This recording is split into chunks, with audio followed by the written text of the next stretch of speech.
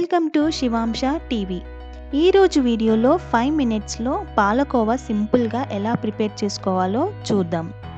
ఈ కోవాని చాలా తక్కువ ఇంగ్రీడియంట్స్తో క్విక్గా ఇంట్లోనే ఈజీగా ప్రిపేర్ చేసుకోవచ్చు. దానికోసం ముందుగా స్టవ్ పై ఒక ప్యాన్ పెట్టుకోండి. ప్యాన్ హీట్ అయ్యాక 1.5 టేబుల్ స్పూన్ నెయ్యి యాడ్ చేసుకోండి. ఈ నెయ్యిలో 3/4 కప్ మిల్క్ పౌడర్ యాడ్ చేసుకోండి. మిల్క్ పౌడర్ బయట మార్కెట్లో దొరుకుతుంది. ఇక్కడ నేను ఎవ్రీడే మిల్క్ పౌడర్ తీసుకున్నాను. తర్వాత ఇందులోకి కాచి చల్లార్చిన పాలు టీ గ్లాస్తో 1/2 గ్లాస్ పోసుకోండి. అలాగే 2 టేబుల్ స్పూన్ షుగర్ పౌడర్ని యాడ్ చేసుకోండి. వీటన్నింటినీ కూడా లో ఫ్లేమ్లో కంటిన్యూస్గా మిక్స్ చేస్తూ ఉండాలి.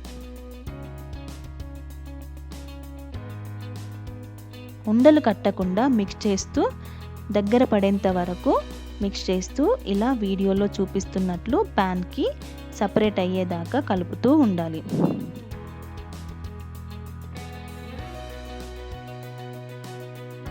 కొంచెం చిక్కపడిన తర్వాత ఇందులోకి కొద్దిగా ఫుడ్ కలర్, యాలకుల పొడి యాడ్ చేసుకోండి. ఫుడ్ కలర్ ఆప్షనల్ అండి. మరొక నిమిషం పాటు బాగా కలుపుకోండి. ఇప్పుడు చిక్కబడిపోయి దగ్గరికి వచ్చింది కదా. తర్వాత స్టవ్ ఆఫ్ చేసి దీనిని కొద్దిగా చల్లారనివ్వండి. ఇది కొద్దిగా గోరువెచ్చగా ఉన్నప్పుడే కోవా బిళ్ళలుగా చుట్టుకోవాలి. ఇప్పుడు చేతికి కొంచెం నెయ్యిని అప్లై చేసుకొని కొద్దిగా తీసుకొని మీకు నచ్చిన షేప్లో కోవా బిళ్ళల్ని ప్రిపేర్ చేసుకోండి.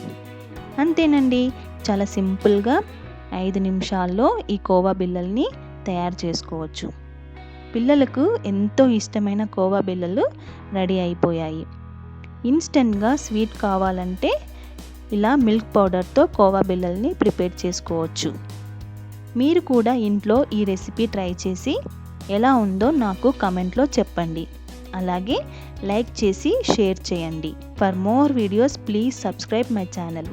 Thank you.